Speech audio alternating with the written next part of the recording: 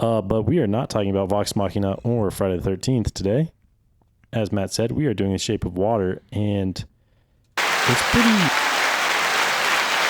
it's pretty interesting. It's not a bad movie. It's actually quite good. Yeah. It did win a lot of Academy Awards. But we need to do our Snap Synopsis. That's right. This is the Snap Synopsis of The Shape of Water. This is 5 minutes on the clock. With Joe and Matt, here we are. We are going to summarize the movie in 5 minutes. The whole movie, Shape of Water. Spoiler alert, by the way. We're not going to say everything in the movie. So if you don't want to see that or listen to that, then don't listen to this podcast. But yeah, if you do, then this will help you. This will tell you more about what's going on, you know? Who's going first? You, me? I don't have any notes. I also don't have any notes, so I can go first. This might be rough. I have not had time to make notes. Typically, it takes me a little bit of time after, and I just honestly have not had any time. But I watched the movie this week, so that's good. All right, Joe, start us off in 5, 4, 3, 2, 1, go. All right, so it is 1950s Baltimore. There is a deaf woman who lives with a gay man above a theater downtown. The woman... Say what? Nothing. Okay. The woman works at a high-security military government research institute, and they have to go in. She is just a night janitor, so she and her good friend are both night janitors. They do a lot of their work together. Her good friend is played by Octavia Spencer. Her name is Zelda, and the main character, her name is Sally. Her name is Elisa. The actress's name is Sally Hawkins. But Elisa and Zelda are going around. They're doing their cleaning.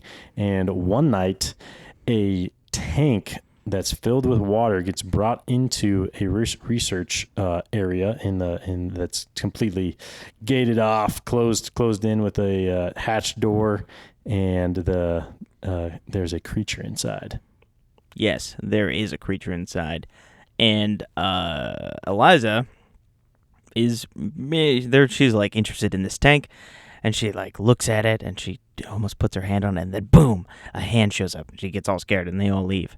And then through some level of like doing, she's cleaning the tank, and she sees the creature in its little water tank, and then she gives it an egg. And then she comes back another day and really likes the egg, and she gives it a couple more, and she starts to develop like a friendship with the creature.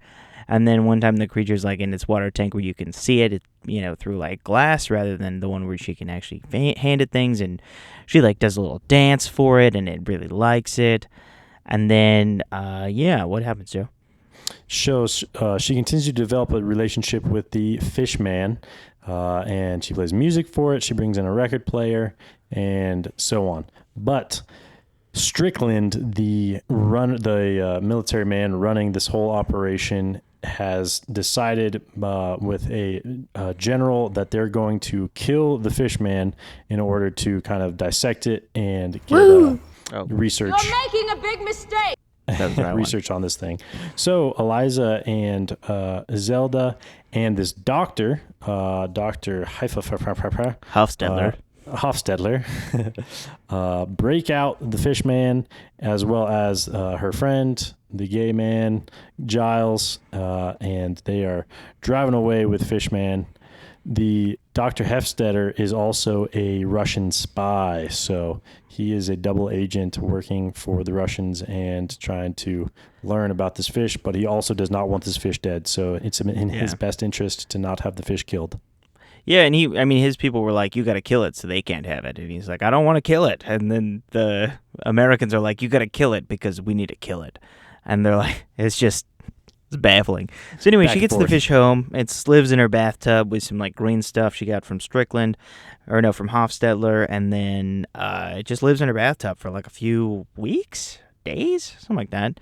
Yeah, a couple weeks. Giles keeps it company. It eats the cat. It makes Giles' hair grow back. He also cuts his arm on accident and then heals it. Yeah, it's a pretty wild creature, and then it has sex with Eliza, and she really likes it. It's pretty weird, and it's an interesting scene. They like fill a bathroom up with water, which is bizarre. It's not possible, but it was kind of like, oh, this is interesting. It was a cool scene. Yeah, that was an interesting scene where they filled the whole bathroom was like a pool, so they could swim together. It was I don't know, atmospheric and interesting. But yeah, the creature has some like special powers, and Strickland is on the prowl because if he doesn't, he's also crushing on Eliza the whole time, and by that I mean being really gross and creepy to her. But yeah, he's got to find this fish man, otherwise he gets killed by the military, something like that. He's not going to get killed, but he's going to lose his job. He's going to get erased. Yeah. Yeah. 30 seconds left. He's got major deadline to kill this fish man and track it down. He goes to Zelda's house and interrogates her and her husband, basically beats him up, and finds out Eliza has it. He goes to Eliza right as Eliza's taking Fishman to the docks to release him. Strickland shoots it a couple times, and then he gets in a fight with Giles. Giles knocks it out. Fishman goes into the water with Eliza, and it can heal itself with godlike powers, and he and Eliza live happily ever after. And Strickland dies. Underwater. Yep. The end. That was our snap synopsis of Shape of Water by Guillermo del Toro. I said that perfectly. If you like that, check out Blockbuster Buffs on Spotify or Apple Podcasts. And if you want to see the whole video of this show, check us out on Patreon.